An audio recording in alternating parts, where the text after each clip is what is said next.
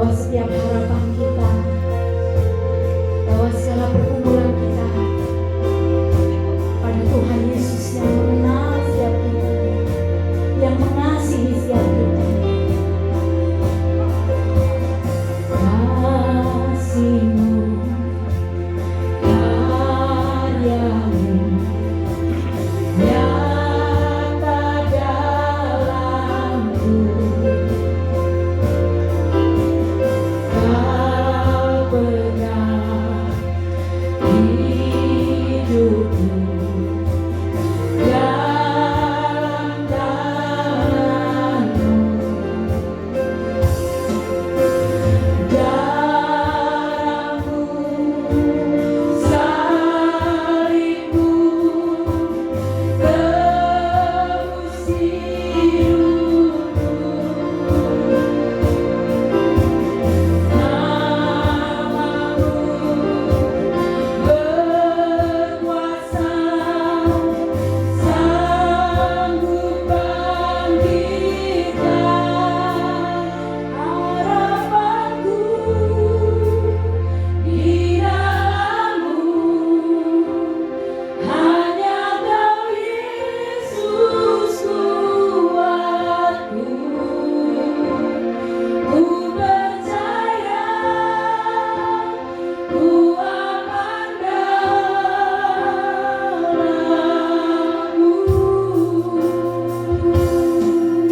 Katakan kasih-Mu.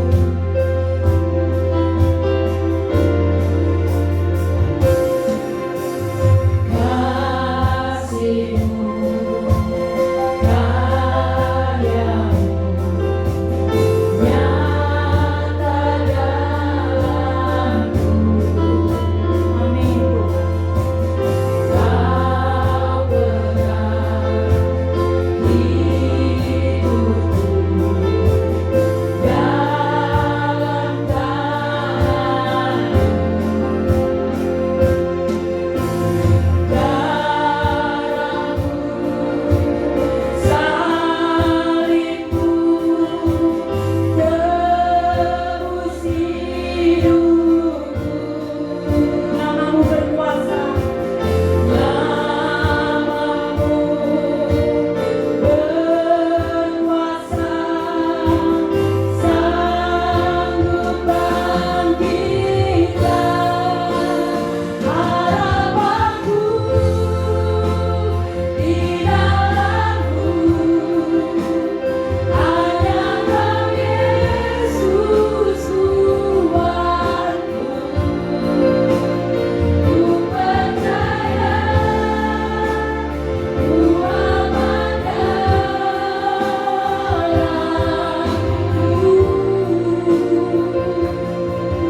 Harapanku, harapanku di dalam-Mu. Hanya Kau Yesus kuatku. Ku percaya, ku aman dalam-Mu. Harapanku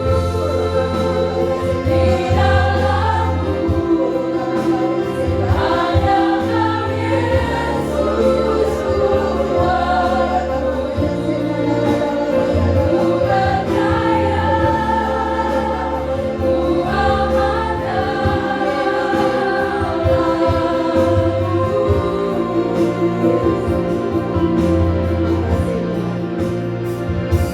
Kami mengucap syukur kalau sore hari ini kami boleh ada Tuhan di dalam hadirat-Mu. Kami boleh mendekat kepada tahta kasih karunia-Mu Tuhan. Sebab inilah tempat yang membuat kami tenang, tempat di mana kami terus mau Tuhan memautkan hidup kami kepada kebenaran firman-Mu. Tempat di mana kami Tuhan terus mengingat janji-janji-Mu. Tempat di mana kami terus mengingat bahwa kami masih punya harapan Tuhan. Hidup kami masih punya harapan. Kami menyukai tempat ini Tuhan. Kami menyukai tempat tinggal-Mu Tuhan, tempat kediaman-Mu Tuhan. Kami menyukai untuk hidup terus dekat kepadamu, melekat kepadamu, terhubung kepadamu Tuhan. Terima kasih buat sore hari ini. Terima kasih kami boleh kami boleh menikmati Tuhan waktu bersama dengan Engkau Tuhan. Makasih Tuhan, kami bersyukur kalau sore hari ini kami boleh ada di tempat ini Tuhan. Kami tahu ada sesuatu hal yang baik, bahkan lebih daripada baik Tuhan disediakan bagi umat Tuhan di tempat ini. Biarlah segala pemberitaan yang disampaikan pada hari ini semua datangnya daripada Engkau Tuhan. Hamba hanyalah Tuhan alat di tangan-Mu. Dan biarlah Kau pakai hamba-Mu ini Tuhan, Kau urapi hamba supaya hamba boleh menjadi penyambung lidah-Mu, menyampaikan apa yang menjadi keinginan hati-Mu, apa yang menjadi rencana-Mu, khususnya pada wanita-wanita yang ada di tempat ini. Berkati dan urapi juga anak-anak-Mu yang ada di tempat ini, supaya mereka memberikan telinga seorang murid, mendengarkan setiap arahan tuntunan, setiap visi hati-Mu, sehingga hidup mereka Tuhan semakin lama Tuhan, semakin berhasil di dalam Engkau. Sebab Tuhan melakukan kebenaran firman-Mu menjadi kesukaan hidup mereka. Terima kasih Tuhan Yesus. Kami menghormati hadirat-Mu, kami menghormati firman-Mu. Berbicara di tengah-tengah kami, kami siap menerima firman-Mu, mendengarkan dan melakukannya. Di dalam nama Tuhan Yesus, semua kita yang siap menerima firman Tuhan, sama-sama katakan amin. Oke, tepuk tangan buat Tuhan Yesus. Jangan dulu kasih salam 5 orang, ya kan? Kenapa 5 orang? Gak tahu, Bu Eva cuma mau bilang 5 orang aja. Shalom, kamu cantik hari ini, kamu segar hari ini, kamu kelihatan awet muda deh. Nah, yang kasih salam semuanya.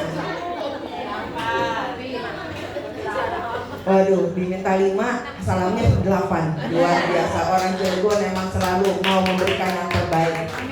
Oke, shalom semuanya. Shalom. Senang sekali saya boleh ada di tempat ini kembali. Terima kasih Bu Mimi dan tim pengembalaan dan tim Moment of Excellence yang ada di Cilegon yang sudah memberikan kesempatan untuk saya datang ke tempat ini berbagi firman Tuhan dan berbagi kesaksian hidup khususnya ya, karena rasanya ada banyak hal yang Tuhan lakukan dalam kehidupan kita dan itu boleh menjadi berkat buat orang lain. Dari semua hal yang Tuhan izinkan terjadi dalam hidup kita, bukan hanya yang enak, bahkan hal-hal yang kadang gak enak juga. Ketika kita bertahan dan kita bisa melewatinya, kita menang melewatinya, kita bisa membagikan bagi banyak orang. Dan kenyataannya teori apapun, termasuk teori kekristenan yang ada di bumi ini, di dunia ini, bisa dibantah oleh banyak orang. Tetapi kalau kesaksian hidup setiap kita itu tidak terbantahkan. Amin. Dan biarlah firman hari ini boleh memberkati setiap kita, khususnya wanita-wanita yang ada di tempat ini. Saya datang sore hari ini membawa satu tema, yaitu di ruang tunggu Tuhan. Kursinya kelihatan nyaman ya. Siapa di antara ibu-ibu yang pernah punya pengalaman ada di ruang tunggu? Pernah punya pengalaman duduk di ruang tunggu? Yes, paling enggak ruang tunggu stasiun, terminal, bandara, rumah sakit, apotik, betul? Ruang tunggu apa lagi? Banyak ya, tempat kita nunggu, sekalipun kursinya enak, sekalipun tempatnya nyaman, AC-nya dingin, tetapi yang namanya nunggu itu sama aja, tetap enggak enak. Apalagi kalau nunggu antrian dokter. Ya, nah, di tempat kami itu ada klinik dan kita sering banget lihat orang-orang yang bolak-balik mundar mandir resah karena kenapa? Sekalipun mau dikasih AC, sekalipun dienak-enakin, dikasih sofa, tadinya kursinya biasa, tapi tetap menunggu itu hal yang nggak enak. Dan ada sebuah studi dari sebuah university, saya lupa kalau saya punya ini.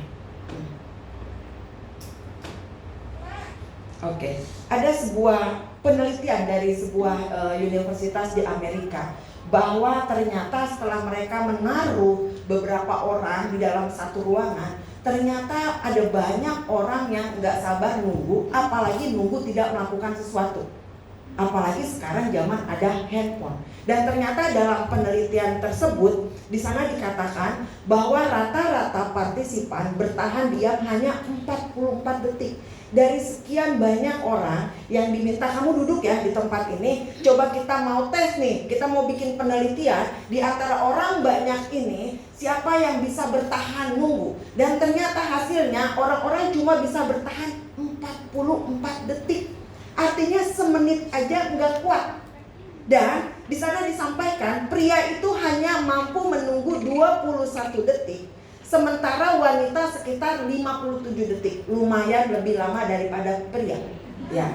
Lalu apa yang dilakukan pria? Ternyata waktu diteliti, apa yang mereka lakukan setelah 21 detik, 22 detik kemudian mereka akan langsung pegang handphone. Karena kenapa? Refleksnya seorang laki-laki, dia nggak bisa nunggu duduk diem sambil ngelamun. Harus ada sesuatu yang dia kerjakan. Berbeda dengan perempuan masih tahan walaupun cuma sedikit, tipis-tipis lah, 57 detik baru dia akan cari sesuatu yang dia bisa pegang. Mungkin mual-mual tisu atau ujung jaketnya, ya kan, ada handphone, ya pegang handphone seperti itu. Tapi pada dasarnya orang-orang nggak bisa diam di ruang tunggu sangat lama, cukup lama, dan nggak bisa menunggu tanpa melakukan sesuatu, apalagi laki-laki. Ternyata mereka langsung refleks yang mereka cari adalah handphone. Itu kenapa ibu-ibu, kalau sekarang ibu-ibu ternyata punya pergumulannya sama dengan Ibu Eva, berarti kita normal. Dikit-dikit pegang handphone, baru turun dari mobil pegang handphone, lagi di mobil sempet-sempetnya balas WA. Sama nggak mas saya? Sama. Suaminya sama ya Bu Mini ya? Suami ibu-ibu sama nggak? Dikit-dikit pegang handphone, baru tidur pegang handphone, duduk sebentar pegang handphone. Karena memang laki-laki tuh gitu. Ternyata dia punya respon refleksnya memegang sesuatu, dan kebenaran sekarang ada handphone, dan itulah teman dekat mereka. Karena ibu-ibu jarang ada di pangkuannya, di handphonenya nempel sama dia, tapi handphone nempel sama dia. Benar?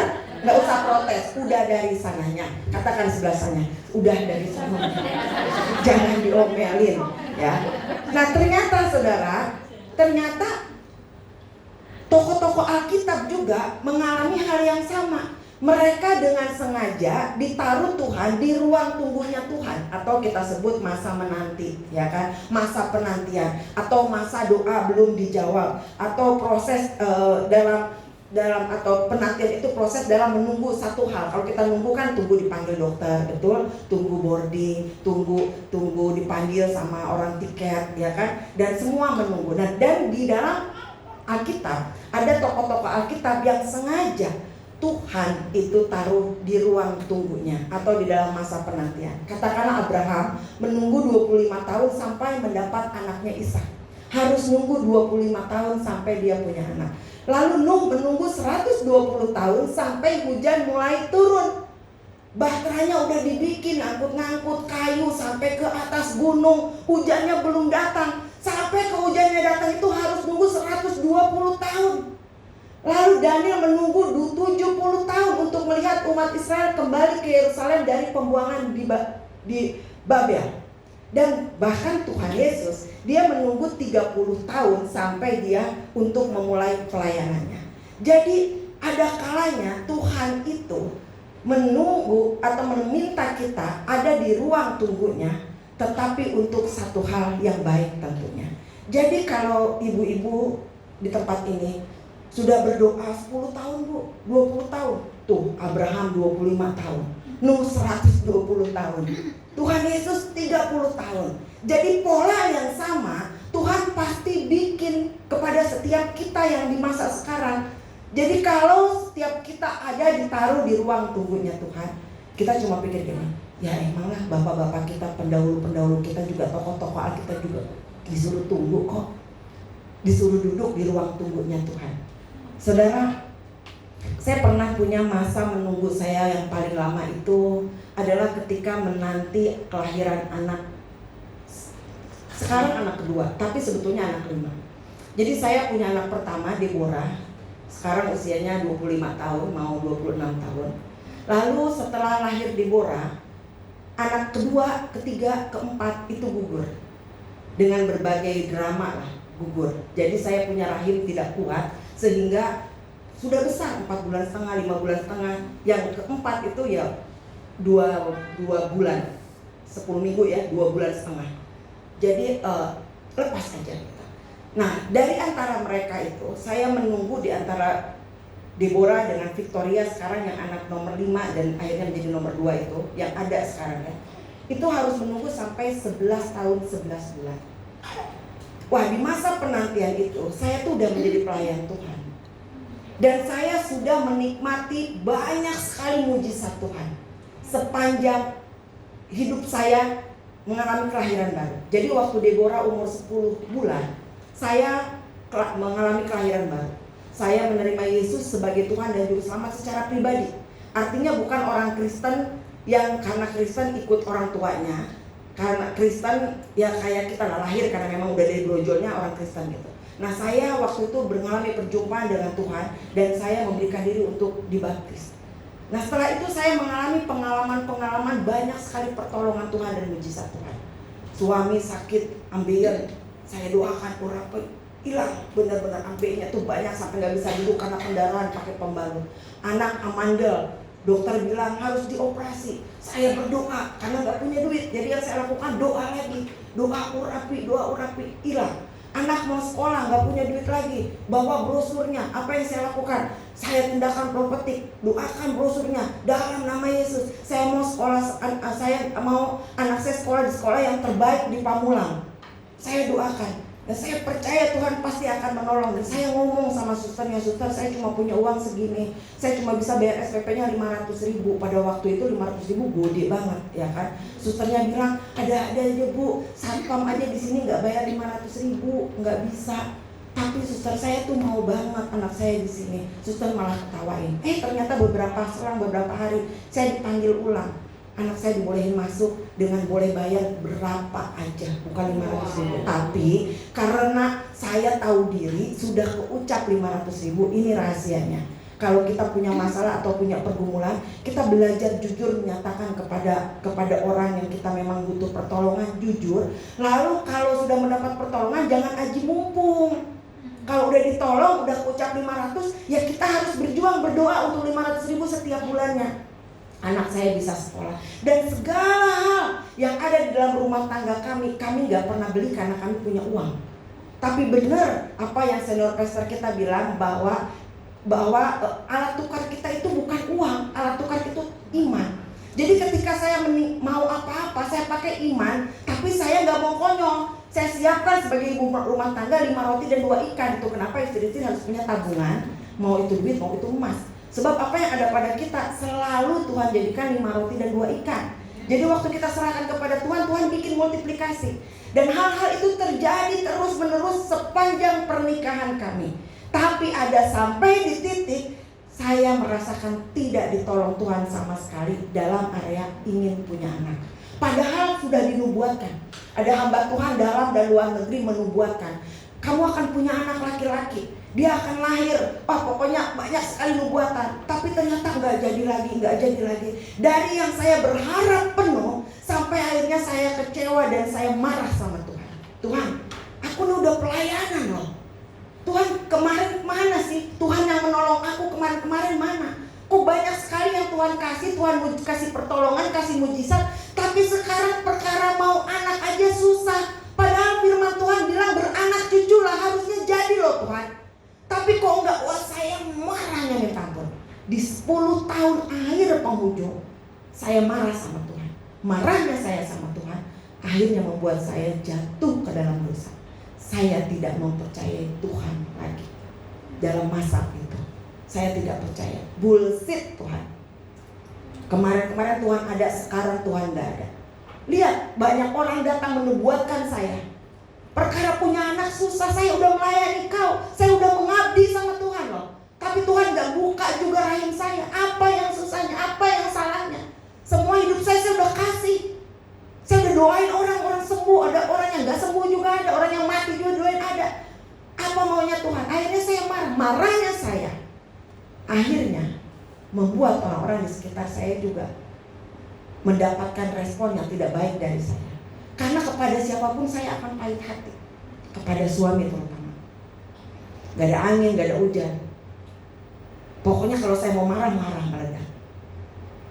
Kepada anak yang pertama apalagi, dia menjadi sasaran empuk saya.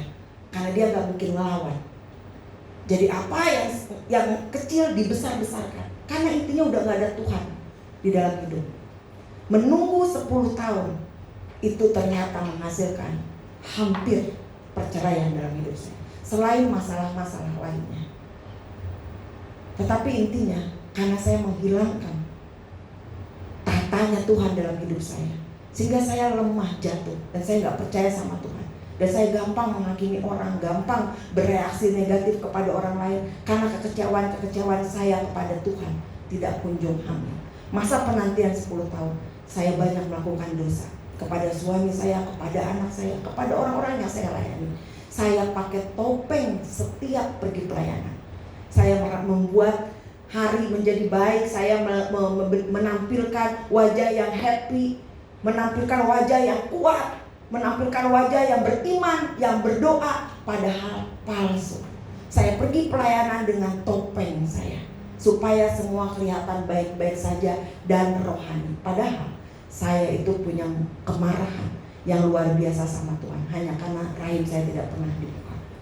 Sampai akhirnya, puncaknya suami saya juga ternyata manusia biasa. Dia nggak tahan, dia WA orang tua saya, dan dia mau kembalikan saya. Tapi Tuhan itu baik. Tuhan itu sangat-sangat baik. Ternyata dia lakukan untuk melindungi hidup saya. Dia taruh saya di ruang tunggunya untuk 10 tahun sampai 11 tahun. Itu untuk satu hal yang baik, terutama untuk perlindungan dan persiapan saya. Ini yang luar biasa. Ternyata penantian bukanlah penolakan. Bukan karena Tuhan menolak doa saya, tapi Tuhan menunda itu untuk satu perlindungan dan persiapan. Kenapa saya sampaikan kayak gitu? Kalau saya bercerai pada waktu itu, saya punya anak sebelum 10 tahun masa saya mau bercerai. Ketika suami, kan perceraian bukan karena saya gak punya anak lalu saya marah-marah doang. Ada hal lain yang bikin saya gak tahan sama suami. Kalau saudara ikut pemuritan Permata pasti udah sering banget dengar kesaksian saya. Saya itu benci banget sama suami saya setiap hari karena dia itu jelimet, korek, pedit, apa-apa perhitungan harus rinci. Saya punya luka dari orang tua saya. Waktu mau masuk SMA Negeri 1 Rangkas gitu, papa saya bilang begini, kamu mau masuk SMA, mana sini perinciannya, kasih ke papa. Hah? Perincian? Kenapa harus dirinciin? Nanti kamu bohongin papa lagi. Pak, sejak kapan saya bohong sama papa? Saya tuh anak takut Tuhan. Karena memang dari kelas 6 SD saya mempersiapkan diri untuk menjadi hamba Tuhan. Jadi tidak ada hari yang tanpa saya baca Alkitab, tanpa saya kegiatan rutinitas di gereja. Saya begitu mempersiapkan hidup saya itu untuk menjadi hamba Tuhan. Sampai kepahitan saya itu kepada orang tua bertambah. Kenapa bertambah? Karena kelas 6 SD papa saya itu udah selingkuh, itu aja udah pahit. SMA, karena dia kan duitnya mendingan kepake sama ceweknya ketimbang sama anaknya, jadi dia minta perincian karena dia tukang ngibul. Dia kira anaknya sendiri tukang ngibul. Mana sini perincian? Loh Pak, kok pakai perincian? Nggak bisa, kamu balik sana. Nggak bisa Pak, saya ngomongnya gimana saya? Ya kamu minta aja ke TU, rinciin itu berapa emang semuanya? 98.400 saya ingat. Karena memang saya kepahitan banget, saya dendam banget sama papa saya. Gila nih laki-laki. Pas kawin dapat laki-laki yang sama, apa-apa suruh dirinciin, hitung duit. Kalau habis terima pasien, duit dihitung. Nanti pergi lagi ke klinik, masuk lagi hitung duit. Lu gila ya? Lu kira gue nyopet duit lu? Itu bahasa saya. Karena memang saya mantan preman, tadinya tuh anak Tuhan. Tapi karena SMA lulus, papa saya bilang nggak ada jadi pendeta. Lihat om tante kamu jadi pendeta miskin. Buat apa kamu pintar jadi pendeta? Goblok kamu, kata papa saya. Lalu saya emosi karena saya 6 tahun mempersiapkan diri untuk sekolah Alkitab, untuk sekolah STT. Papa saya bilang goblok kamu. Nah saya marah dong digituin. Waktu saya marah, kakak saya laki-laki nggak terima. Kakak saya mau pukul saya, saya teriak. Wah terjadi deh, hebat itu. Karena perkara saya masuk STT nggak dikasih. Tuhan hebat ya. Dia suruh saya masuk ruang tunggu, sekarang saya mau dipersiapin. Kalau hari itu saya udah masuk SMA, masuk STT, selalu saya jadi teologian, yakin dan percaya saya akan jadi pendeta mata duitan karena saya suka duit. Karena bapak saya pelit. Jadi kalau namanya orang megang duit kan demen ya. Makin dapat duit, pasti akan saya kejar kemana-mana nih. Yang penting PK. Betul? Kalau saya waktu itu jadi pendeta, saya akan jadi pendeta PK. Karena saya belum selesai dengan masalah itu. Karena papa saya pelit, gak pernah ajak jalan-jalan, gak pernah kasih jajan. Apa-apa harus jajan. Pokoknya orang tua mama terigu jadi tamblek, nggak ngerti orang sendiri tamblek, ngerti tuh Bu? Ngerti tuh? Tak tamblek tuh terigu, diemprek-emprek aja pokoknya di mentega, makan cocol pakai gula. Pokoknya nggak boleh jajan karena pelit. Kenapa pelit? Karena dia punya kuntilanak, dia punya wewe gombel, dia punya beberapa orang yang harus dia kocorin, sehingga anaknya minta biaya aja dia sampai bilang kamu rinci. Nah, bayangkan dengan luka itu, dengan peristiwa itu saya menikah. Oh ini laki-laki sama bapak gue yang jelimet banget. Wah, hari-harinya perang dunia, hari-harinya saya nggak sejahtera.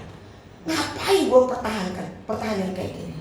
Sampai akhirnya saya pemuritan Permata. Kalau saudara masuk di bab yang kedua tentang personalisasi atau warna karakter kita, ternyata saya itu memang orang kuning. Kalau punya duit saya boros. Dapat hari ini pokoknya gimana ntar. Gue habisin dulu hari ini, gue happy. Besok gimana ntar, ya kan? Suami saya ini dibesarkan oleh orang tua yang memang admin dua-duanya. Satu guru matematika, satu suaminya TU admin. Bayangkan perhitungannya kayak gitu, ya kan? Dan suami saya, foto karakternya dia itu ternyata orang hijau ungu atau kadang ungu hijau. Orang yang apa-apa detail, teliti. Pantas lagi kawin, ngelihat rambut diangkat, ngelihat ini dikelap, ngelihat ini kurang lurus. Ya ampun, ini laki jelimet banget, ribet. Gua kawin sama siapa ini? Salah kawin enggak? Tuhan, aku nggak mau yang kayak gini. Aku nggak mau yang kayak nggak kuat. Bertahan. Sampai di puncaknya akhirnya akumulasi. Udah anak susah, merasakan kok Tuhan gak pernah tolong, kok rumah jadi kayak neraka, ya kan? Tapi Tuhan baik. Kalau pada saat itu saya beranak brojol 1, 2, 3, 4, 5 gue jadi janda anak 5 Bu. Sekarang benar gak? Jadi janda anak 5. Tuhan harus gugurkan kedua, ketiga, keempat. Walaupun itu menyakiti hati saya, karena keguguran itu bukan karena keguguran alami. Anak kedua kegugurannya karena suami sendiri yang minta menggugurkan. Jadi anaknya kayak gak mau tertolak, dia sendiri yang keluar sendiri. 5 bulan setengah. Benar-benar lagi ke kamar mandi, kepegang. Udah ada tangan, udah muka, udah tahu perempuan pokoknya. Anak ketiga dari 3 raksa, bawa mobil, urusan tanah. Udahlah, kalau lu gak bisa kerjain, gue aja yang kerjain. Kan perempuan seperti itu ya, kesal lihat laki-laki yang banyak banget perhitungannya, pertimbangan, banyak ini, lama. Sementara seorang dari itu, gue aja. Istri hati-hati nih, bawa mobil, gejok, arah semua keluar. Bawa dong ke rumah sakit sendiri. Dok, nih tolong kuretin, saya keluar. Bawa sendiri, preman kan ya. Anak keempat 2 bulan setengah. Karena sesuatu terjadi dalam keluarga saya, khususnya kakak saya, dan saya bongkar, dan dia marah, dia mau pukul saya pakai kayu bambu jati, dan saya shock, kaget. Pas saya kaget, plot keluar lagi. Tapi kelihatannya emang gak enak ya. Tapi ternyata itu cara Tuhan menyelamatkan hidup saya secara khusus, pribadi. Lalu sampai Victoria gimana? Sudah dibilang sama dokter tidak mungkin punya anak, karena proses kuret yang tidak pernah bersih ternyata meninggalkan kerah dan kista, sehingga sperma masuk pun tidak akan pernah punya anak. Jadi ibu gak akan punya anak lagi. Dapat kabar itu, saya benar-benar kecewa, tambah kecewa sama Tuhan, tambah marah sama Tuhan. Tapi syukur kepada Tuhan, Tuhan itu gak menyerah kepada si Eva. Dia terus kerjakan hati saya, dia terus panggil saya, dia terus tarik saya supaya kembali ke dalam rencananya. Intinya, semua yang Tuhan kerjakan, semua penundaan dari Tuhan, itu bukan penolakan. Sengaja Tuhan suka taruh ibu-ibu dulu di ruang tunggu. Ibu-ibu suruh nunggu dulu, doanya gak dijawab dulu, pergumulannya gak didengarkan dulu. Bukan karena Tuhan diam, tetapi Tuhan sedang melindungi kita dan sedang mempersiapkan kita untuk satu hal yang lebih baik ke depannya. Amin. Kita lihat bangsa Israel juga ternyata mengalami hal yang sama. Ulangan 7 ayat 17 sampai 24. Ibu-ibu nanti baca di rumah ya, supaya mempersingkat waktunya. Ulangan 7 ayat 17 sampai 24 ini tentang janji berkat, di mana orang Israel itu udah dijanjiin sama Tuhan bahwa mereka itu akan ke tanah perjanjian. Betul ya? Kita pasti udah cerita. Di sini ada yang agamanya Islam nggak? Buddha, Konghucu, nggak ada. Semua orang Kristen. Jadi iman saya mempercayai ibu-ibu sudah mendengar cerita ini dan sudah membaca Alkitab ya. Jadi ketika bangsa Israel dijanjikan untuk ke tanah perjanjian, mereka akan masuk enggak? Akan masuk pasti, namanya janji Tuhan. Karena Tuhan itu bukan manusia. Sekali dia berjanji pasti dia tepati. Tapi kata Tuhan, tunggu dulu, ya kan? Tuhan sengaja taruh bangsa Israel di ruang tunggunya Tuhan. Tuhan gak buru-buru bawa masuk bangsa Israel ke tanah perjanjian, betul? Tuhan bawanya pelan-pelan karena dia harus menyelesaikan yang ada di tanah perjanjian. Bayangkan kalau pada saat itu Tuhan berfirman, lalu bisa gak menurut ibu-ibu Tuhan bawa langsung bangsa Israel ke tanah perjanjian? Bisa. Secepat itu bisa? Bisa. Tetapi karena Tuhan harus melindungi bangsa ini, maka dia melakukannya pelan-pelan. Amin. Maka dia melakukannya gak buru-buru. Maka dia membawa bangsa Israel itu untuk duduk di ruang tunggunya atau untuk duduk di masa penantiannya kepada janji Tuhan. Karena kalau sampai bangsa Israel itu, ya kan, masuk kepada tanah perjanjian dengan buru-buru, ada banyak hal di sana yang mereka belum siap tentunya. Dan Tuhan harus persiapkan mereka.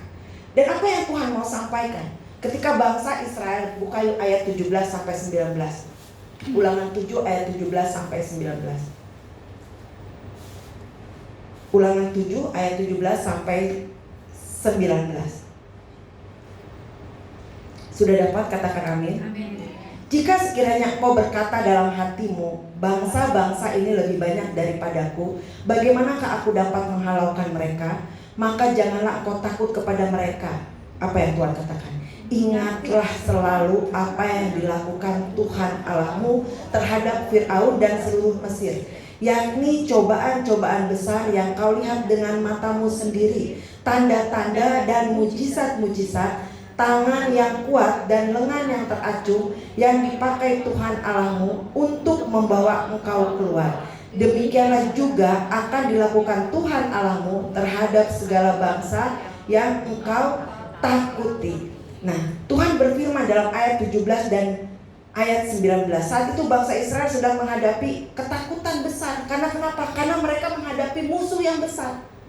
Betul? Mereka menghadapi musuh dan di tempat di mana mereka menunggu itu, mereka itu tampaknya banyak ketakutan. Waduh, di sana kayaknya bangsanya besar-besar ya. Kayaknya bangsanya kuat-kuat, jago-jago berperang. Dan Tuhan tahu banget keadaan bangsa Israel itu. Mereka ada dalam ketakutan, ada dalam intimidasi. Dan Tuhan bilang begini, kalau kamu menanti masa masuk ke dalam tanah perjanjian dan kamu ada dalam ketakutan itu, ingat apa yang sudah Tuhan lakukan. Dan Tuhan mau bicara buat saudara dan saya. Kalau saudara, ibu-ibu ada dalam masa menunggu, ada dalam ruang tunggunya Tuhan, ada dalam masa menanti doa-doa, Tuhan juga mau sampaikan hal yang sama. Ingat kebaikan Tuhan. Tuhan mau bilang buat bangsa Israel, dulu loh yang belah laut Teberau itu siapa? Yang bawa kamu keluar dari Mesir itu siapa? Tuhan bicara seperti ini karena kenapa? Karena Tuhan tahu orang Israel ini, dan termasuk saudara, kalau ada di ruang tunggunya Tuhan, kalau ada di masa penantian kita akan jawaban doa kita, kita tuh takut, panik, kita bisa jadi lemah, kita tertekan, kita frustasi kayak saya tadi tuh. Betul? Ibu-ibu punya kesamaan yang sama nggak? Kita lagi dengar, lagi menunggu jawaban doa kita, menunggu pergumulan kita. Pasti hal yang sama terjadi ya, takut, panik, bener nggak ya? Tercapai nggak ya? Anak gue gimana nanti ya? Sekolah nggak ya? Kuliah nggak ya? Ya kan? Dan kita punya hal itu dan Tuhan tahu. Dan Tuhan sampaikan kepada bangsa Israel, Tuhan juga sampaikan sore hari ini kepada ibu-ibu di tempat ini. Kalau keadaan ibu-ibu, keadaanmu ada di dalam ruang tunggunya Tuhan, ada di dalam masa penantiannya Tuhan, dalam masa penantian jawaban doa itu, hal yang sama lakukan, ingat kebaikan Tuhan. Bukankah dulu juga Tuhan pernah tolong saudara dan saya, tolong ibu-ibu dan saya? Bukankah dulu juga Tuhan pernah menyembuhkan sakit kita? Tuhan pernah melewatkan kita dari masa krisis. 2029 katanya akan terjadi krisis yang terbesar.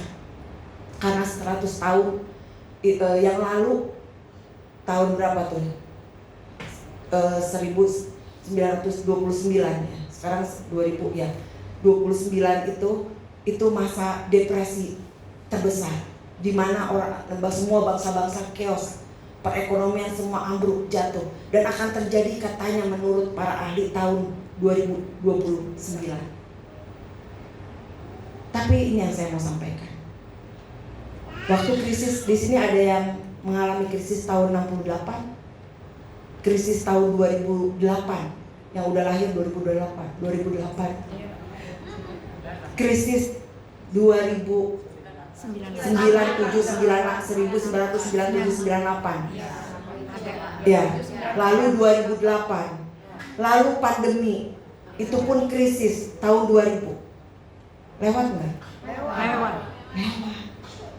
Nanti ke depan 2029, apakah kita pilih takut atau kita percaya bahwa Tuhan sudah ada di tahun 2029? Amin. Tuhan mau sampaikan buat saudara dan saya, sekalipun kita harus menunggu janjinya Tuhan, seberapa lama pun kita berdoa pada Tuhan, di masa itu justru masa kita ingat kebaikan Tuhan. Kita pernah ditolong Tuhan kok, kita pernah disembuhkan Tuhan, kita pernah kok ditolong Tuhan keluar dari pergumulan kita yang terbesar sekalipun. Hal yang sama Tuhan pasti akan lakukan. Amin. Tuhan mengingatkan supaya jangan lupa. Tuhan mengingatkan bangsa Israel seperti ini, jangan lupa kepada Mesir dan pada Firaun yang besar. Kurang gede apa tuh lawannya Firaun itu? Kurang kuat apa? Tapi ternyata Tuhan yang menolong kan. Nah, hal yang sama juga Tuhan mau kerjakan buat setiap kita. Pergumulan kita mungkin ke depan, saya gak bisa menjanjikan semua akan baik-baik saja. Mungkin memang kita akan masuk ke krisis yang besar, tapi percayalah, Tuhan kita yang berjalan dengan kita sampai hari ini, Dia sudah ada di tahun 2029 nanti. Dan Dia siap menolong saudara dan saya. Amin. Selanjutnya, saat menanti janji Tuhan, jangan hanya melihat besarnya tantangan, tapi lihat rekam jejak Allah yang setia. Ini yang sekarang saya bisa lakukan. Ketika karena punya pengalaman pahit hati kepada Tuhan, menunggu sekian lamanya, tetapi ternyata setelah saya pulih kembali kepada Tuhan, hubungan saya pulih dengan Tuhan.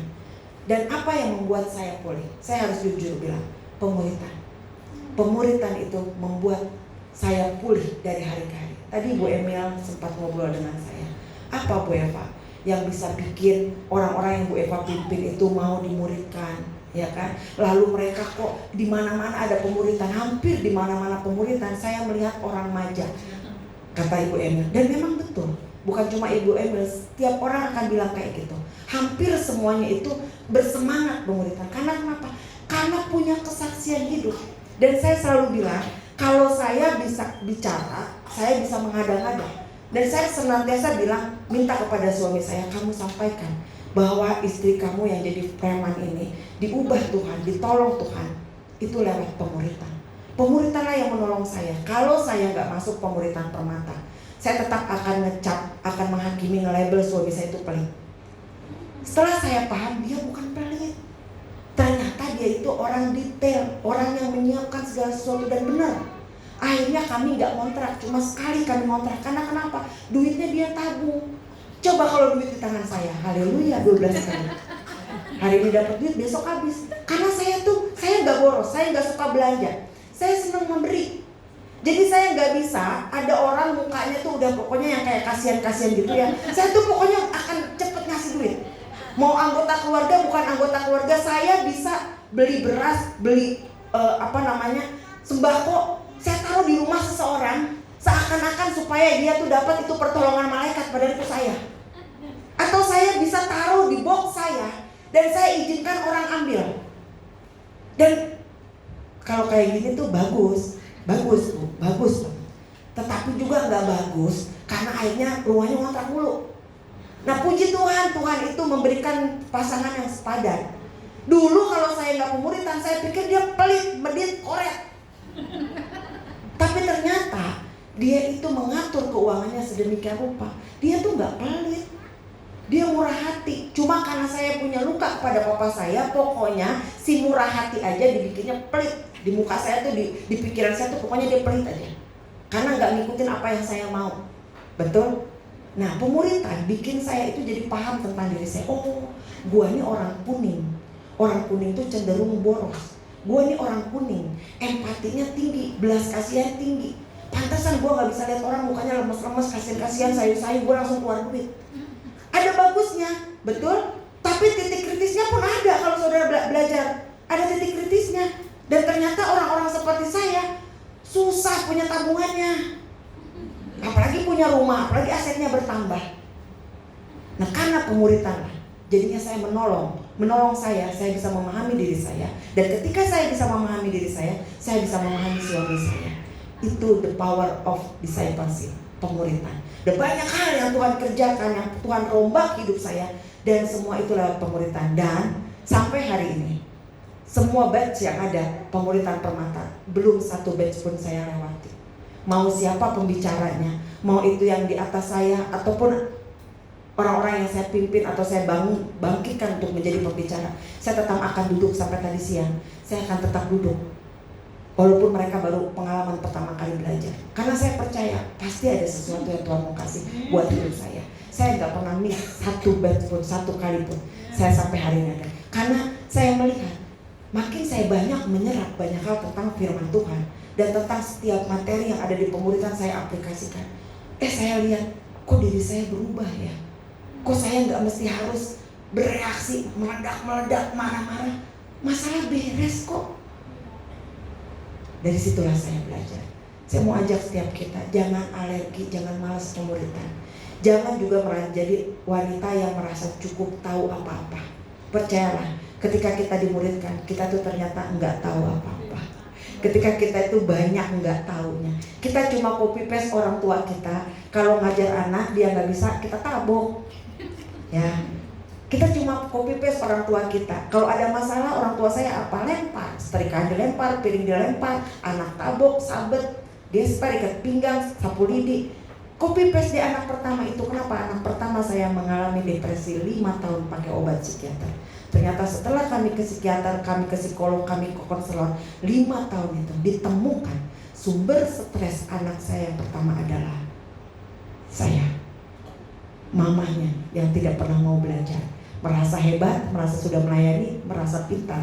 Padahal ketika saya dimuridkan, saya nggak ada apa-apanya, saya belum mengerti apa-apa, dan saya jauh dari kata sempurna. Saya ibu yang gagal. Tapi setelah dimuridkan, hubungan saya dengan suami pulih, hubungan saya dengan anak pulih, bahkan kami bisa melayani berempat bersama-sama di rumah Tuhan. Kasih kemuliaan buat kami. Ya. Yang kedua, penundaannya itu demi perlindungan. Tadi saya sampaikan ya, kalau sampai baca dulu yuk ayat 20 sampai 22. Ayat 20 sampai 22. Waktu saya sampai jam berapa, Bu? Bebas. Haleluya, di sini bebas ya. Luar biasa, enak nih kalau gini. Saya kan orang kuning, tukang banyak ngomong, ya kan? Seneng ngomong. Dikasih panggung ya saya ngomong mulu. Saya kalau Pak, oh itu Pak Yuda ya? Pak Gem, ya ampun saya baru sorry Pak, saya lompat. Saya nih Bu, kalau saya khotbah, saya ngajar, saya sehat. Tapi kalau ini mimbarnya nggak ada, saya sakit lagi, kata suami saya. Jadi pendiam langsung murung. Jadi kalau suami saya bilang, saya spesial bikinin kamu mimbar biar kemana-mana kamu ngomong terus katanya. Di sini luar biasa, saya dibebasin, makin jadi nanti saya. Ayat berapa tadi? 20, 21, 22. 1, 2, 3. Lagi pula Tuhan Allahmu akan melepaskan tabuhan menyerbu mereka sampai habis binasa orang-orang yang masih tinggal dan menyembunyikan diri terhadap engkau. Karena kan orang Israel takut kan.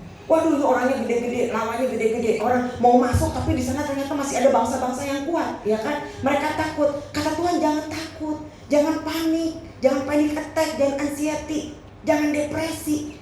Kalau lagi ditunggu, pasti kok kamu masuk ke tanah perjanjian. Kata Tuhan gitu. Toh lihat nih, gak usah takut. Tadi ayat 20 ya. Jangan takut, nanti aku kok yang akan nyingkirin satu-satu. Lalu ayat 21, jangan gemetar karena mereka. Sebab Tuhan Allahmu ada di tengah-tengahmu, Allah yang besar dan dahsyat. Dan ini perkataan yang sama Tuhan sampaikan kepada WOE Cilegon. Jangan takut di masa penantian. Jangan merasa masalah kita besar. Waduh, pergumulan kita besar. Waduh, bisa nggak nanti ya anak kita kuliah nggak ya? Gimana usaha suamiku? Gimana usaha keluargaku? Kok nanti kayaknya tantangan besar, krisisnya makin besar. Gak usah takut, kata Tuhan. Aku Aku loh Allahmu yang ada di tengah-tengahmu. Dan ayat 22 bilang gini, Tuhan Allahmu akan menghalau bangsa-bangsa ini dari hadapanmu sedikit demi sedikit.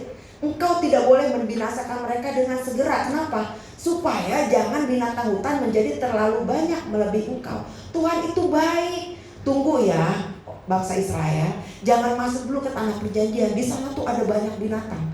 Lagi pula kalau kamu masuk ke tanah perjanjian, kamu udah siap belum kelola tanah yang besar itu? Bisa-bisa semua maruk nih, rebutan. Betul? Karena belum dipersiapkan hati karakternya. Karena belum dipersiapkan. Belum ada kesiapan untuk menerima sesuatu yang besar. Tuhan perlu tunggu dulu loh bangsa Israel. Tunggu ya. Aku juga harus menghalau binatang-binatang. Karena kenapa? Kalau kamu masuk ke sana, waduh, kamu diterkam sama binatang. Di sana ada binatang buas loh. Ada banyak binatang besar, binatang buas di sana yang mematikan. Jadi tahan, kata Tuhan. Hal yang sama disampaikan buat kita. Kalau kita disuruh Tuhan tunggu dulu. Kalau doanya belum dijawab dulu, di depan tuh mungkin ada yang membahayakan kita. Dan Tuhan mau melindungi saudara dan saya. Di depan tuh mungkin ada hal yang kita tuh belum kuat. Contoh, kita mungkin berdoa buat suami kita dapat gajinya 2 digit. Ada banyak orang anak muda khususnya ke saya, Bu, gimana ya caranya supaya saya itu punya gajinya 2 digit, supaya suami saya 2 digit. Saya bilang menjadi kaya itu butuh persiapan. Sudah kelola belum uangnya dengan baik? Karena gak mungkin Tuhan lipat gandakan kalau kamu gak kelola. Sudah perpuluhan belum? Sudah belajar menabur belum? Sudah save 10% belum? Belum, Bu, gak ngerti. Udah belajar dulu TC 02. Dimuridkan. Bikin TC 02. Ayo dimuridkan. Karena buat kaya butuh persiapan. Buat miskin juga butuh persiapan. Walaupun miskin semalam aja bisa langsung jatuh miskin. Kalau gak mau dipersiapkan, kamu gak akan mungkin dapat 20 juta atau 2 digit. Kamu perlu persiapan. Karena kalau kamu nanti gajinya jadi 2 digit, waduh, bisa-bisa bugemnya aja nggak dilihat, kepalanya segede helm, benar? Dikira pakai helm, padahal bukan kepalanya, memang membesar, nggak bisa ngelihat orang angkuh. Tuhan perlu mempertajam karakter kita sampai kita mendapatkan apa yang menjadi doa kita.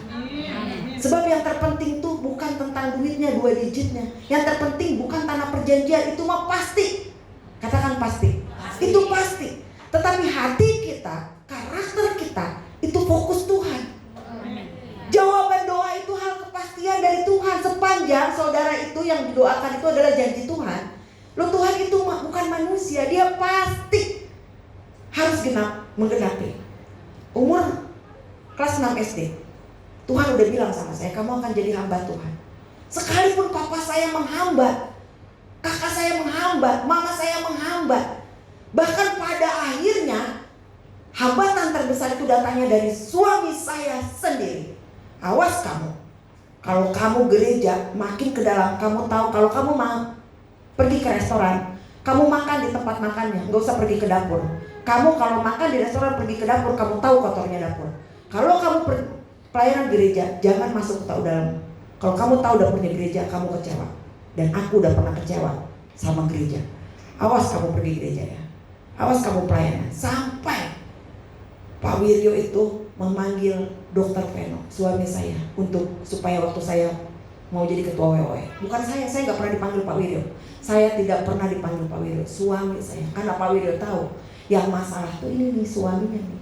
Kalau suaminya gua menangin aja, udah pasti istrinya mah udah ketahuan semangat melayaninya tinggi. Dan saya kaget waktu duduk, Pak Wiryo ngajak nyembah. Kalau saudara pernah masuk ke ruang Pak Wiryo, nggak pernah ada yang lain, nyembah dulu. Gunjreng bahasa Pak Wiryo gitu. Abis nyembah, Dokter Veno, ada kekosongan di bangku Women of Excellence. Bolehkah istrimu melayani di sana, mendapatkan tanggung jawab yang lebih besar? Apa jawabnya? Boleh. Gemeter. Pak, nanti Pak ya, saya perlu berdoa dulu. Saya nggak bisa jawab sekarang. Oh ya boleh Pak, boleh. Wah, besok paginya, itu kan masa pandemi, saya dengar mesbah doanya Philip Mantopa. Kalau ada ratusan pasukan dan tidak ada pemimpinnya, dan Tuhan mau kamu, nangis saya.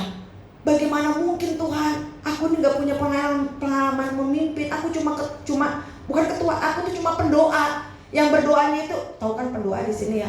Kalau di sini saya nggak tahu punya kubu doanya di mana. Di pusat, sekelas di pusat pendoa tuh berarti ada di kelas bawah, barengan sama kardus-kardus, kadang galon aqua. Kita berdoa di situ buat ibadah. Dan saya tuh bukan ketua pendoa, bukan cuma pendoa tok.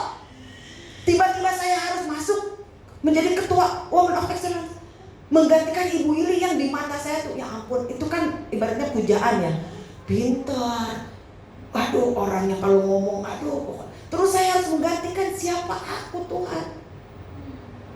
Masa iya bisa? Terus kalau gagal gimana? Malunya gue kayak gimana? Mimpin orang sebanyak ini di pusat loh. Mimpin pasukan pendoa aja gak pernah, ya kan? Tetapi Tuhan bilang jangan takut, aku loh yang menyingkirkan. Pas sama persisnya. Kadang kita melihat punya janji Tuhan kan dari kelas 6 SD. Tapi pas giliran udah mau dekat, persis kayak orang Israel. Aduh Tuhan itu gede. Aduh Tuhan, Bu Ili kan keren, dosen, pembicara besar, penulis buku. Oh saya jipkan duluan. Tiap hari ngowe-owe, Selasa malam itu nangis, panik attack. Nggak bisa terima telepon. Apalagi kalau di depan dilihat Ibu Flora. Jantung saya, keringat saya. Saya kena anxiety, kena panik attack. Saya takut. Tiap mau Rabu saya asam lambung. Alhasil 3 kali saya opname karena urusan asam lambung. Awal muasal jadi ketua Women of Excellence nggak gampang, percis. Tapi Tuhan bilang sedikit demi sedikit. Ya, bayangkan kalau dulu saya langsung jadi pendeta, SMA, kuliah, ya kan, ditabiskan. Aduh, haleluya. Bukan cuma pendeta PK, Bu, preman. Karena belum beres premannya, orang di rumah masih pukul suami. Karena saya nggak punya cara menyelesaikan konflik. Yang saya tahu orang tua saya kalau menyelesaikan konflik itu harus pukul-pukulan, teriak-teriakan, lempar-lemparan. Jadi waktu rumah tangga enak. Karena suami saya tuh baik dan mencintai saya tuh ugal-ugalan. Dia nggak pernah lawan saya. Cuma dia bilang udah saya. Sementara saya nggak bisa. Yang puas tuh kalau gue bogem lu tuh gue puas. Mau sampai jam 3, jam 4 pokoknya lu nggak boleh tidur. Wah tersiksa suami saya. Tapi percayalah dia nggak kurus kok. Dia nggak ngebatin. Ya, saya bersyukur saya punya suami yang luar biasa. Yang padahal waktu awal pernikahan tuh saya selalu ngecapnya itu dia jelek. Karena kenapa? Banyak luka dalam diri saya. Sehingga orang yang terluka tuh cenderung melukai orang lain terus. Ya, karena lukanya banyak dalam diri saya. Saya menikah dengan orang yang baik, puji Tuhan. Tapi saya terlalu kurang ajar. Dapat ajak nggak, Bu? Ya itu nggak dapat anak tuh. Kalau di sinetron ini bagus. Nah, balik lagi ke sini. Allah nggak mengusir semua bangsa sekaligus, tapi sedikit demi sedikit. Tujuannya apa? Untuk melindungi bangsa Israel dari bahaya yang baru. Mereka belum bisa kelola tanah itu. Mereka harus dipersiapkan oleh Tuhan, karakternya, hatinya. Dan jangan-jangan Tuhan bilang begini, Bu, siapa nama ibu-ibu A, B, C, Eva, kamu belum bisa terima janji yang ini. Karena kalau kamu ambil yang ini, kamu belum tahan, belum kuat. Bisa-bisa kamu, waduh, bukan cuma sombong, kamu mau merendah orang lain. Karakter kamu yang harus dipertajam, kata Tuhan. Banyak hal, bahkan di WTC pun 17 tahun saya baru sampai kepada panggilan Tuhan. 17 tahun kadang ada kalanya udah diminta jadwal, tiba-tiba di cancel. Suruh ngajar tiba-tiba digantiin, jangan. Itu kan kalau premannya nggak apa kan kayak gue nggak bisa layanin di tempat lain, kacem gini aja, bener kan? Tapi karena Tuhan akhirnya waktu keadaan kayak gitu Tuhan izinkan. Enggak Eva, tenang. Pelayanan bukan segala-galanya. Dulu kamu kejar pelayanan, sekarang kamu kejar Tuhan. Tuhan yang akan kasih pelayanan buat kamu.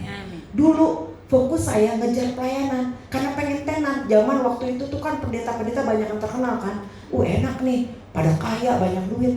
Sekarang udah segalanya, udah masuk panggilan, ternyata ditaruhnya di Maja, Bu. Mana ada yang kenal di Maja? Kalau saya bilang Maja aja di pusat, Maja? Di mana Maja? Nggak ada lah, pokoknya di peta aja nggak ada. Nggak kena sinyal juga, kadang-kadang syukur kalau ada sinyal. Itu pun cara Tuhan untuk supaya saya dipersiapkan, khususnya hati karakter saya dibentuk. Dan tahukah saudara, siapa yang saya layani di Maja itu? Orang-orang yang sama, satu dengan saya. Semua yang saya lakukan, semua dosa kesalahan saya, semua pergumulan saya adalah kumpulan orang remaja. Jadi orang remaja itu seperti Adulam, Daud dengan pasukannya. Adulamnya saya itu adalah remaja. Haleluya. Aduh, orang remaja kalau dengar gini, haleluya, jangan digalakin bu gembalanya.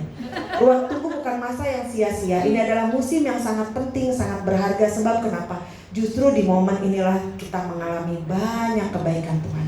Sehingga sekarang saya bisa bilang begini, aku tahu sekarang bahwa Allah turut bekerja untuk mendatangkan kebaikan. Kalau dulu doa gua buru-buru dijawab, kan bisa aja ya di ruang tunggu tuh kita nyalip Tuhan. Wah udahlah pakai cara gini aja ya. Mau jadi pendeta juga bisa pakai cara berbeda ya kan, nggak usah ikut proses Tuhan. Apalagi suami saya punya pasien itu pendeta-pendeta terkenal. Cukup pendeta-pendeta sangat terkenal, YouTube-nya banyak, pasien. Bisa aja pakai yang minta doa pelayanan, bisa. Tapi karena saya deal, Tuhan, ini saya loh yang penting ketimbang pelayanan saya. Hati saya ternyata yang penting ketimbang pencapaian-pencapaian saya, ketimbang doa-doa saya. Kerjakan Tuhan. Aku mau melihat kebaikan Tuhan. Justru di masa di ruang tunggu, aku banyak mengalami kebaikan Tuhan. Amin. Ya. Bangsa Israel 40 tahun di padang gurun bukan sekedar tersesat, melainkan masa di mana Allah menunjukkan bahwa Allah itu setia dan berkuasa. Kita lihat apa yang Tuhan kerjakan pada bangsa Israel. Dia kasih makan tiap hari. Amin. Sama saudara juga. Dari zaman pandemi, tahun yang saya tahu sih 68. Lalu saya mengalami di 2008 sampai dengan terakhir di pandemi kemarin. Dikasih makan nggak ibu-ibu? Ada yang sampai kelaparan nggak di sini? Tiap hari kita dikasih makan. Lalu menyertai dengan tiang awan dan tiang api. Sehingga kita bisa bilang Tuhan pergumulannya memang belum selesai, tapi kami bisa merasakan, kita bisa merasakan Tuhan kesetiaan Tuhan terus menyertai kita. Lalu Allah memelihara hal-hal kecil dalam hidup kita. Mereka tuh kasutnya berjalan 40 tahun aja kagak rusak. Ya, saudara mah kalau 3 bulan aja dikit-dikit check out keranjang kuning, 3 bulan keranjang kuning, 6 bulan keranjang kuning. Orang Israel 40 tahun loh kasutnya nggak rusak. Ya, saudara kalau gitu terus bertobat. Belajar dari bangsa Israel, jangan boros, jangan dikit-dikit keranjang kuning yang 5 cm, kalau bagus 3 cm, 7 cm. Belajar, oh ternyata kasutnya enggak juga ya. Sekarang banyak produk-produk yang cepat rusak ya. Tapi jangan juga kita jadi perempuan yang boros. Amin. Kalau nggak rusak-rusak banget ya nggak usah cepet-cepet ganti. Ibu Eva suka-suka. Ini belajar mengelola loh. Hal-hal sepertinya kelihatan kayak suka-suka banget sih Bu Eva, ngatur banget sih hidupan orang. Tapi ini belajar mengelola. Kalau saudara terus cek keranjang kuning, ya kan Shopee, ya kan, lalu COD, pakai COD, ya kan. Jangan pay letter lebih parah lagi. Kalau saudara nggak kelola dengan baik, dengan benar-benar, bagaimana Tuhan bisa mempercayakan yang lebih besar? Amin. Kan saudara pasti ingin juga pendapatannya lebih besar, tabungannya juga makin bertambah, betul? Nah harus belajar menahan diri sebagai wanita. Cukupkan diri dengan apa yang ada, jangan lapar mata, ya jangan jelalatan. Allah menunjukkan mujizat laut terbelah, air keluar dari batu waktu kejadian Mara, ya kan, di Mara. Lalu Allah membentuk karakter mereka yang paling penting. Next selanjutnya, apa yang jangan dilakukan dengan cepat ya. Waktu kita menunggu janji Tuhan, waktu kita ada di ruang tunggu Tuhan, jangan mengandalkan kekuatan sendiri. Amin. Firman Tuhan berkata, Amsal 3 ayat 15, percayalah kepada Tuhan dengan segenap hatimu dan janganlah bersandar pada pengertianmu sendiri. Tuhan mau ketika kita menantikan doa kita, ketika Tuhan menaruh ibu-ibu di ruang tunggunya Tuhan, jangan mengandalkan kekuatan sendiri. Tuhan tahu bahwa manusia itu senang banget pakai kekuatan sendiri. Kalau nunggu gak sabar, kayak Bu Eva. Kalau nunggu gak sabar, frustasi, marah-marah, jengkel, ya kan? Dan akhirnya berbuat dosa, gak percaya Tuhan, marah-marah sama suami, marah sama suami, ngelawan suami, pukul suami, dosa gak? Dosa. Dan saya akhirnya jatuh ke dalam dosa itu. Tuhan tahu keadaan itu, makanya kata Tuhan, kalau sedang di ruang tunggu, kalau sedang menanti doa, jangan mengandalkan kekuatan sendiri. Jangan sampai mengambil alih kuat kuasanya tangan Tuhan, kendalinya Tuhan. Karena manusia tuh gitu. Kalau doanya belum dijawab, pakai caranya sendiri deh. Udahlah Tuhan, plan-nya Tuhan, entar dulu. Aku punya plan, lebih tahu dari Tuhan. Aku punya plan yang ini. Gak apa-apa kalau yang ini belum dijawab sama Tuhan, coba yang ini dulu. Enggak. Tuhan mau supaya kita itu benar-benar mengandalkan Tuhan. Jangan bersandar pada kekuatan kita sendiri. Jangan bersandar pada pengertian kita sendiri. Karena manusia itu cenderung melihat sebagian. Tuhan itu punya gambaran besar. Contoh, belum 2029 ada banyak orang yang ketar-ketir, yang panik, yang depresi, yang kesel, yang marah-marah sendiri, marah sama keadaan, marah sama toko emas, marah sama Pak Prabowo, marah sama Menteri Keuangan, sama siapa aja marah. Kami punya satu orang yang menyampaikan kepada kami kenapa masuk ke UGD, kenapa dia terus-terusan berulang kali masuk UGD, karena mikirin MBG, mikirin pemerintah, sampai masuk UGD berkali-kali. Tuhan tuh tahu tuh kecenderungan manusia kayak gitu. Belum apa-apa, udah lihat sebagian. Anakku sekolah gak ya, kuliah gak ya? Ada orang yang datang ke saya, Bu, saya deg-degan terus setiap hari, Bu. Apa itu namanya panic attack ya, kayak yang saya belajar itu ya, Bu ya? Karena kan banyak seminar kan yang tentang ini, panic attack ya. Saya bilang, emang apa yang kamu pikirkan? Saya nanti anak saya kuliah nggak ya, Bu? Oh gitu ya, ada ketakutan itu, iya. Anak sudah dipersiapkan sejauh apa? Ada tabungan untuk kuliah? Belum sih, Bu, nanti aja kalau udah SMP lah, mungkin 6 tahun bisa. Emang sekarang anaknya kelas berapa? Kelas 1 SD? Sudah takut, udah deg-degan, udah keringetan, udah stres, mikirin yang bertahun-tahun yang akan datang. Ini kenapa Tuhan bilang jangan andalkan kekuatan sendiri, jangan bersandar pada pengertianmu sendiri. Karena Tuhan tahu cenderungnya manusia itu melihat sebagian. Belum beres ceritanya Tuhan, kita udah seujon sama Tuhan. Kita udah berpikiran, oh Tuhan ini gak mampu, gak bakal bisa nih. Kayaknya kita gak bisa lewat dari masalah ini. Mana mungkin punya anak. Waktu dokter bilang, Bu, maaf, gak mungkin lagi punya anak. Wah, tambah mangkel, tambah kesal, iya kan? Tambah nggak mau jadian, nggak mau jadian, nggak mau melakukan hubungan suami istri dan nggak mau sampai jadi dengan berbagai cara. Sampai akhirnya nggak mau berhubungan suami istri lagi dalam waktu sekian lama. Ini Tuhan luar biasa. Tiba-tiba, pasca keluarga besar, dia suami saya main keyboard. Tiba-tiba saya kok jatuh cinta sama dia, padahal gue dekat banget sama dia. Hari-harinya nggak, jangan bilang Pak Yuda ya. Hari-hari lu dapet ngeliat dia. Pokoknya lu gue deh, gue main. Pokoknya saya tuh main kelayaban kemana-mana. Udah kesel banget bawaannya sama dia, ya kan? Udah mau tambah lu gak bisa gitu ngasih gue anak. Pikirannya tuh ya bukan karena saya ada apa-apa. Pikirannya karena dia nggak bisa bawa. Pokoknya dia yang salah. Kalau orang banyak lukanya, banyak sakit hatinya, pahit hati, lihat apa juga salah. Ya, kayak sama jemaat ya, pemimpinnya, gembalanya udah bikin baik aja, tapi namanya jemaat itu banyaknya luka, jadi salah aja. Ikut curhat Bu Mini. Jadi yang dibikin sama gembala itu semuanya salah aja. Kayak gitu tuh Bu Eva itu, ya kan?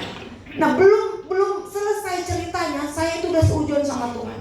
Saya udah bilang Tuhan nggak bakal bisa punya anak, ternyata kan punya anak. Di luar kemustahilan, dokternya orang Islam. Tiba-tiba ketika saya datang, karena saya sudah cairan keluar banyak, ada kista. Dok, bisa nggak dipercepat operasi kistanya? Kita tes urin negatif. Saya udah nggak mens dok nih. Seingat saya 10 hari apa nggak mens, negatif. USG negatif hari yang sama. Oke Bu, transvaginal, tidur. Kita lihat sama-sama ya Bu. Masukkan alat. Lalu setelah masukkan alat, dokter main komputer. Kocok. Tadi kan negatif ya, urin negatif, USG negatif. Pas mau diangkat, dokter lihat gambar bulan sabit. Dokter masukin, saya teriak, kaget. Wah teriakan, astagfirullahaladzim, bukan Muslim. Astagfirullahaladzim, iya dokter astagfirullahaladzim. Gua kaget. Dia, Bu, ibu lagi hamil, sudah 10 minggu. Hah, 10 minggu? Iya, ini benihnya Bu Jani. Tapi saya nggak bisa janjikan karena sepertinya rahim ibu lemah, udah lewatin keguguran berkali-kali dan kuretnya itu nggak bersih. Ketambah ada kista di dalam ini barengan sama dia. Kistanya 16 cm, 2 nggak tanggung-tanggung segede mangga. Perut saya tuh gede. Kalau menstruasi tuh kesat, kitanya tuh kayak nggak ngerti lagi deh. Dan banyak darahnya keluar kayak budi. Dan saya hamil, singkat cerita. Dan waktu saya hamil, dokter bilang kasih obat penguat, karena kapanpun dia bisa keluar, karena ada kasus kedua, ketiga, keempat. Gerak dikit dari tempat tidur, pleknya panjang. Mau ngambil sedikit apa? Pleknya panjang. Akhirnya saya 7 bulan tuh cuma gini aja, cium apa-apa bau, muntah-muntah, nggak bisa. Akhirnya singkat cerita keluar juga tuh anak sehat sampai hari ini ada sudah 14 tahun. Yang pasti panjang umur dipakai Tuhan untuk menceritakan kemuliaannya. Manusia suka lihat sebagian ceritanya belum selesai, kita udah negatif thinking sama Tuhan. Makanya Tuhan bilang, jangan mengandalkan kekuatan sendiri, jangan bersandar pada pengertianmu sendiri. Bersandar terus sama Tuhan. Artinya kalau bersandar itu, kita kan berarti menaruh beban kita kepada yang kita bersandar. Nah, taruh beban kita itu kepada Tuhan. Cuma Dia sandaran kita, dan Dia yang paling mengerti kita. Amin. Next selanjutnya, yang kedua, jangan khawatir. 1 Petrus 5 ayat 7 bilang, serahkanlah segala kekhawatiranmu kepadanya, sebab Ia memelihara kamu. Tuhan juga tahu nih jemaat WTC Cilegon, WOE Cilegon, kalau suruh nunggu banyak khawatirnya. Kata Tuhan, jangan khawatir, serahkan. Masalahnya kita suka gak mau nyerahin. Kita terus-terus pegang sendiri beban kita, pergumulan kita. Kita gak mau serahkan kepada Tuhan. Padahal jelas kata firman Tuhan, serahkan segala kekhawatiranmu, aku akan memelihara. Tuhan bilang akan memelihara. Harusnya kalau Tuhan yang ngomong, kita tuh percaya aja. Serahkan aja ketakutan ibu-ibu, kekhawatiran, masa depan anak-anak kita, masa depan keluarga kita, krisis yang kita akan hadapi, ketakutan-ketakutan termasuk kegagalan, kelemahan kita. Serahkan kepada Tuhan. Dia akan memelihara kita. Saudara, ada banyak hal, termasuk tadi jam 1 lewat sedikit saya keluar dari rumah. Sebelumnya saya terlibat dalam satu pembicaraan yang sangat menguras emosi saya. Ini mau pelayanan, si iblis itu selalu ada aja mengambil damai sejahtera, karena emang itu pekerjaannya, ya, mencuri, membunuh, membinasakan, mencuri damai sejahtera. Saya terlibat dalam hampir emosi, tapi karena saya mempersiapkan ini, saya ingat poin kedua ini. Dikatakan jangan khawatir, serahkan, maka aku akan memelihara. Jadi di sepanjang mobil saya bilang, Tuhan, emosi saya yang tadi, marah saya yang tadi, saya serahkan sama Tuhan. Aku percaya Tuhan akan pelihara hatiku. Sehingga ketika aku ketemu dengan jemaat Tuhan yang ada di Cilegon, hatiku tuh terpelihara dengan damai sejahtera yang penuh. Amin. Pergumulan kita juga gitu. Saya berdiri di sini juga dengan banyak pergumulan. Anak kami Deborah diizinkan Tuhan memiliki 14 tumor. Sampai hari ini masih ada, belum sembuh. Tapi karena firman Tuhan dan karena pengalaman berjalan dengan Tuhan itu selalu ujungnya itu kemenangan. Itu membuat kami gak pernah takut. Sekalipun kadang-kadang kemenangannya ditunda dulu sama Tuhan, itu pun kami maknai bahwa Tuhan punya hal yang baik buat keluarga kami. Terbukti tidak ada satupun di antara kami yang mundur dari pelayanan. Kami tetap mengerjakan pekerjaan Tuhan dengan hati yang penuh syukur, hati antusias kepada Tuhan, bahwa sakit penyakit tidak akan pernah bisa menghalangi bakti kita kepada Tuhan. 2 tahun lalu saya divonis lupus. Dokter bilang, suami saya yang datang ke dokter, dokter, apakah istri saya mungkin sembuh? Sedikit kemungkinannya, karena biasanya orang lumpuh tiba-tiba akan habis kulitnya, habis kekuatannya, dan berujung kepada kematian. Saya pulang, saya melihat suami saya sepanjang malam menangis tuh kayak saya belum pernah melihat nangis kayak anak kecil. Enggak pernah ngomong, tapi suami saya sepanjang malam sampai subuh nangis, cuma nangis kayak gitu karena mendengar berita itu. Tapi apakah itu menghentikan kami untuk melayani Tuhan? Enggak. Kenapa? Perjalanan dengan Tuhan sudah membuktikan bahwa sekalipun kemenangannya ditunda, sekalipun sakitnya belum disembuhkan, sekalipun pergumulannya belum berhenti, sekalipun duitnya belum kelihatan, sekalipun apapun belum sepertinya seperti yang kita inginkan, tetapi iman yang benar bukan melihat karena kita menang. Iman yang benar karena kita percaya dalam pergumulan itu Tuhan tetap menyertai kita dan Dia tetap setia dalam hidup kita. Amin. Yang terakhir, apa yang kita lakukan? Jangan bandingkan diri kita dengan orang lain waktu kita menunggu. Proses kita semua berbeda, jalan kita semua berbeda, kecepatan kita berbeda. Mangga harus menunggu mungkin 6-5 tahun baru berbuah.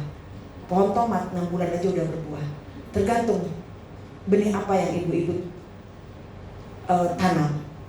Kalau ditanamnya ya benih yang memang harus dituai 6 bulan, mungkin dia menanamnya tomat, nggak apa-apa, dia sudah waktunya menuai. Mungkin yang ibu-ibu tabur benih mangga, nggak bisa secepat dia.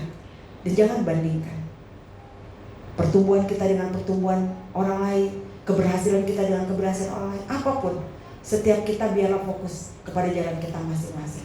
Amin. Intinya, dia sedang melindungi saudara.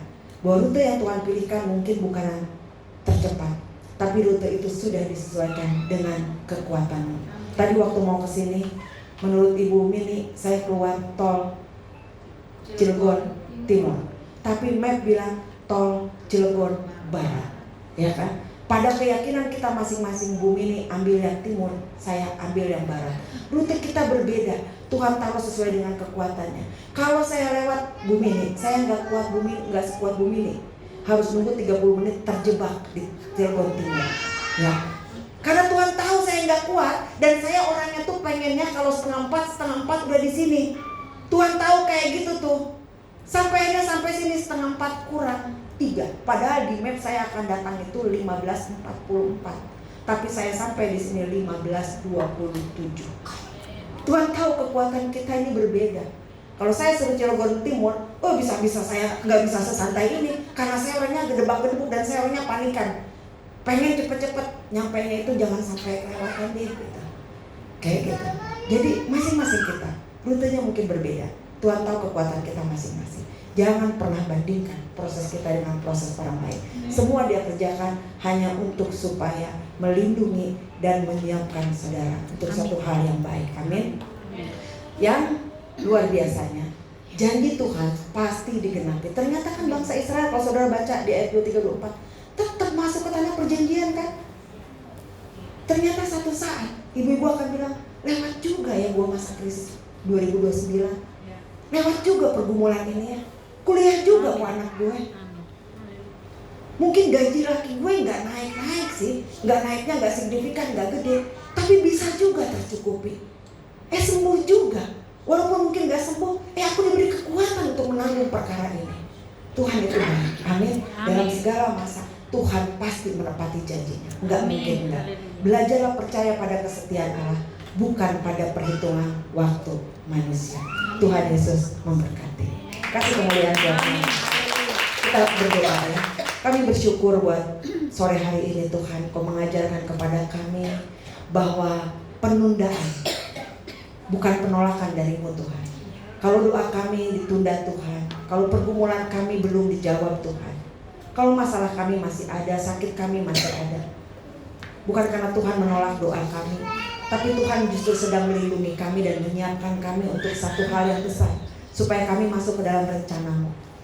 Tuhan terima kasih untuk menolong kami supaya tidak terburu-buru dalam setiap proses hidup kami, supaya justru kami menikmatinya sambil kami mengingat semua kebaikan Tuhan. Supaya kami ingat Tuhan, bahwa Tuhan yang sama yang menolong kami di waktu yang lalu adalah Tuhan yang sama dan setia terus akan bersama dengan kami di waktu yang akan datang. Kami bersyukur punya Allah Alfa dan Omega Tuhan, yang ada Tuhan bahkan sampai di tahun-tahun ke depan. Biarlah kebenaran ini membuat setiap wanita di tempat ini tidak akan pernah menjadi takut lagi Tuhan, tidak pernah menjadi khawatir lagi. Sebab ujung dari cerita bangsa Israel, mereka masuk dalam penggenapan janji Tuhan. Maka ujung hidup kami pun, kami akan masuk dalam penggenapan janji Tuhan. Tidak peduli seberapa lama kami harus menunggu, tetapi ruang tunggu Tuhan adalah tempat yang terbaik untuk kami mengingat kebaikan Tuhan. Untuk kami terus Tuhan mengingat bahwa semua Tuhan lakukan untuk melindungi kami, semata-mata melindungi kami dan menyiapkan kami. Bantu kami supaya dalam setiap proses hidup kami selalu deal kepada Tuhan. Kami selalu deal akan setiap apapun yang Tuhan tetapkan dalam hidup kami, supaya setiap rencana-Mu terjadi dalam hidup kami, keluarga kami, dan pelayanan kami. Makasih Tuhan, hamba berhenti sampai sore hari ini, tapi aku percaya bahwa Roh-Mu terus bekerja bagi wanita yang ada di tempat ini. Tidak ada satupun wanita di tempat ini yang menjadi lemah, menjadi tawar hati ketika mereka menunggu, menanti janji Tuhan. Mereka terus bersandar kepada Tuhan. Mereka tidak pernah menjadi takut, Mereka menyerahkan segala ketakutan, kekhawatiran mereka kepada Tuhan. Dan Tuhan memelihara mereka. Dan mereka tidak akan pernah membandingkan hidup mereka dengan hidup orang lain. Proses mereka dengan proses orang lain. Semua kami ada di dalam rute kami masing-masing. Dan kami bersyukur Tuhan bersabar pada kami dan tidak pernah menyerah atas kami. Amin. Makasih Tuhan Yesus. Di dalam namamu kami berdoa dan bersyukur. Haleluya. Amin. Tuhan Yesus memberkati.